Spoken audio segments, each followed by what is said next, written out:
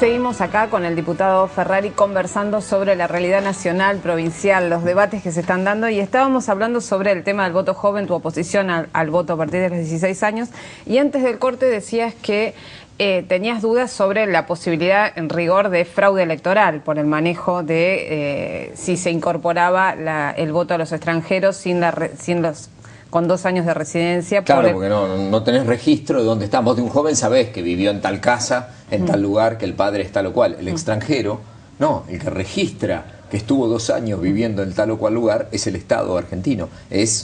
No es la justicia, es el poder administrador, es el gobierno que lo pone en los padrones, el Ministerio del Interior. De ahí mi preocupación. Ahora, pero ahí mi pregunta va a esto. Me parece que a veces se levanta con mucha liviandad el tema del fraude electoral. Ya en el 2009 se hizo mucha campaña desde muchos medios de comunicación con el temor al fraude. Y la verdad que vos decías antes, y bien describías el panorama electoral de la Argentina, donde la provincia de Buenos Aires tiene un peso que, digamos, descompensa cualquier posibilidad de distribución equitativa de la población en el país y de la representación democrática. Y de Narváez le ganó a Néstor Kirchner por poco más o apenas el 2% de los votos en la provincia de Buenos Aires. Se había hecho tanto hincapié en la posibilidad de fraude, y la verdad que en ese momento el kirchnerismo reconoció sin ningún tipo de problema el triunfo de Narváez. Discutamos. A ver, primero se intentó todo, y es fraudulento eso, para que Francisco no sea candidato. Se lo denunció de narcotraficante desde el gobierno, de narcotraficante. Terminó destituido el juez. Se consideró la nulidad de todo lo actuado, todo absolutamente falso. No había nada más indignante que acusen a nuestro espacio de ser narcotraficante y a Francisco de ser narcotraficante. Es decir, no tiene absolutamente nada que ver. Se trató de avalar desde el gobierno, evidente, a un candidato trucho que era Fernando de Narváez, que hasta se repartieron boletas el día de la elección de Fernando de Narváez. Nosotros teníamos que ir ante el tribunal a presentar y decir, hay voluntad de voto del votante. Cuando aparecía Fernando de Narváez, hubo votos de Fernando de Narváez porque se repartieron las boletas. Se repartieron boletas de Francisco del año 2007 para que sea considerado negativo el voto de esa persona, y nosotros nos presentamos ante el tribunal con anterioridad y decíamos, mire, están circulando estas boletas, que se manifieste la voluntad de voto del votante. Se robaban boletas porque, a ver, el robo de boletas no es solo contra Francisco de Narváez o los problemas en la distribución de boletas. A mí lo que muchas veces me molesta es que, y por eso me opongo a cantidades de reformas electorales, es que la más moderna reforma electoral es la boleta única o el voto electrónico en su caso, pero la boleta única. ¿El gobierno qué hace? Teóricamente moderniza otras cosas y deja el más antiguo y el más propenso al fraude de los sistemas electorales, que es la boleta sábana. Boleta múltiple o lista sábana. ¿Por qué? Muy complejo distribuirla, el gobierno tiene toda la potestad para hacerlo, muy complejo imprimirla, custodiar ese día la cantidad de fiscales que se necesitan para custodiar, 34.000 en la provincia de Buenos Aires, un ejército, que el gobierno lo obtiene fácilmente, los partidos chicos nunca. Entonces, hay una cantidad de elementos. Nosotros, a ver, en la elección, no en la nuestra, en todas las elecciones en la provincia de Buenos Aires, hubo puntos que desaparecieron. O sea, lo sabe todo el mundo en la política. Lo sabe todo el mundo. En la elección de Duhalde Menem, de Rodríguez Sá, Menem Kirchner, en la elección de Pinky en La Matanza, en la elección de Fernández Mejide. Es decir, hay cantidad de cuestiones en las que aparecen puntos que uno dice, a ver, ¿qué pasó en esta urna? Las urnas de la primaria en algunos lugares desaparecieron.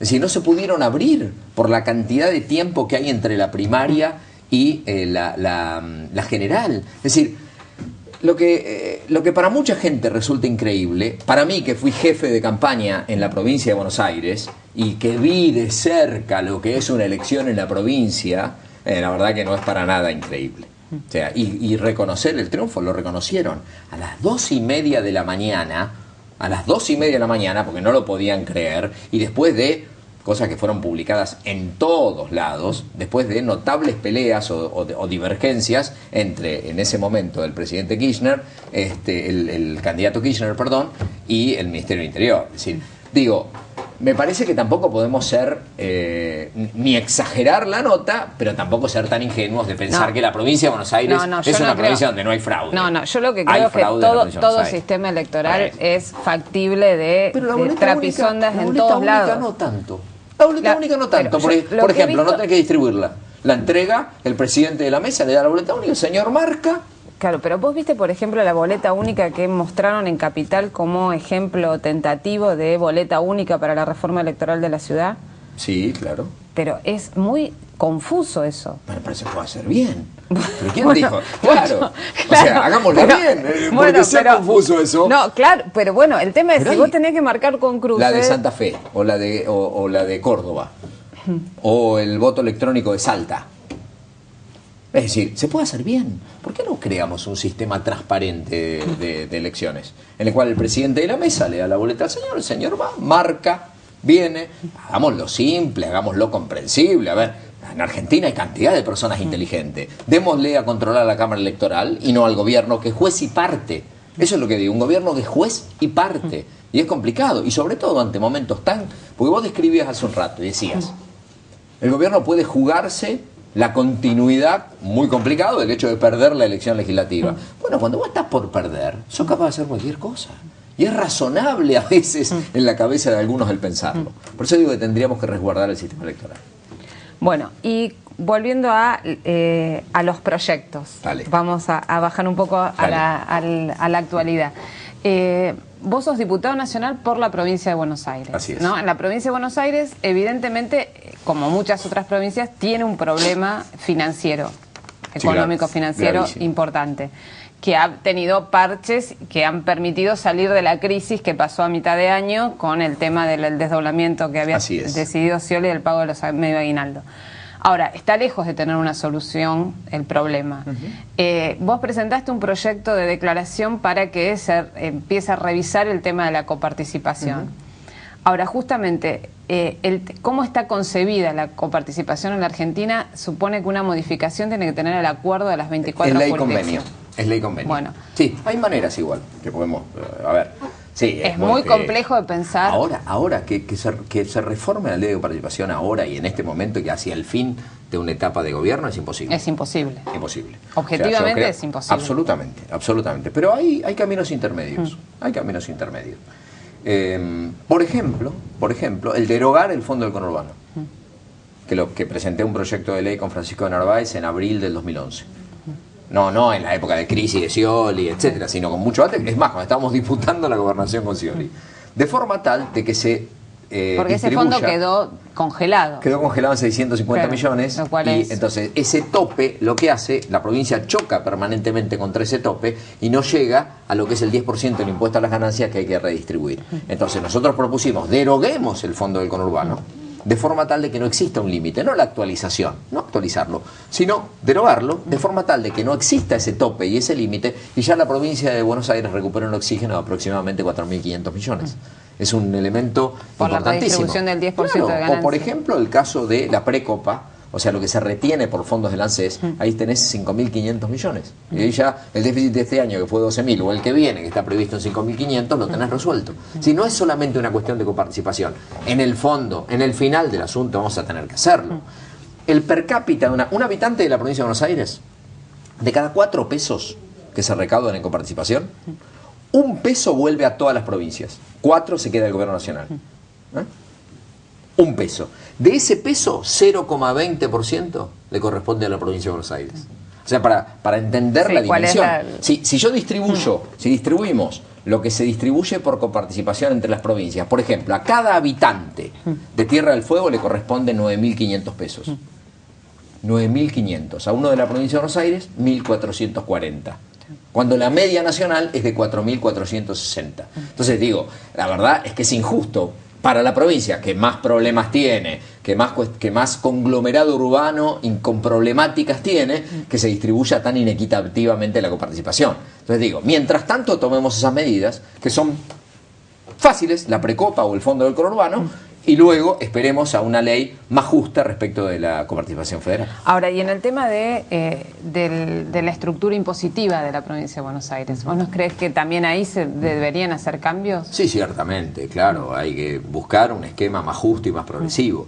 Pero también hay que hacer cambios en toda la Argentina. El problema del conurbano bonaerense no es un problema solamente de la provincia de Buenos Aires. Yo creo que hay que alentar la posibilidad de que no se fomente el desarraigo en las provincias del interior, para que haya oportunidades laborales en muchas provincias y no venga a engrosarse el conurbano bonaerense. Es decir, que tengamos una política de inversiones y productiva que aliente la posibilidad de que no se transforme el conurbano bonaerense en un receptorio de una cantidad de personas que creen que van a vivir mejor aquí, cerca de las luces del centro, porque simplemente tienen a veces hasta la exigencia de servicios que no tienen en sus provincias. Digo, hay formas nacionales de resolver estas problemáticas que me parece que son urgentes en la Argentina. Si no, vamos a tener un problema serio en el futuro para lograr precisamente ir en contra de la desigualdad. El problema de la Argentina es la desigualdad. El problema es que efectivamente, como dice Ernesto Kritz, entre los argentinos más ricos y los argentinos más pobres hay una diferencia como de 30 veces. Hoy el ministro Lorenzino dijo nada, pero bueno, no importa, yo le creo más a Ernesto Kritz. Realmente es un problema muy serio y la desigualdad fomenta cantidad de iniquidades en un país. O sea, como digo, yo, gracias al Estado, llegué donde llegué. Bueno, hoy un joven en las condiciones, no porque yo sea joven, cuando yo era joven, en las mismas condiciones en las que yo estaba, siendo hijo de 2 padres trabajadores, que yo, no puede llegar gracias a la educación donde llega. Hay una desigualdad de oportunidades muy grave. 50% de los chicos no terminan el secundario. Esas cifras también están en cuestión, digamos. Si uno lee ¿Por quién? Bueno, Daniel Filmus hizo un sí, bueno, yo la verdad es pero no en parte, digamos, a partir de opiniones, sino a partir de datos de la CEPAL. Te recomiendo un artículo que salió, un largo artículo realmente, porque está muy bien fundado, que salió publicado en página 12, refutando las afirmaciones que se hacían en ese sentido. Bueno, que no tengo las cifras puntuales como para poder decirte. Que 1 millón de jóvenes en la Argentina no estudian ni trabajan, y que aumentó desde el 2003 hasta hoy el 17%.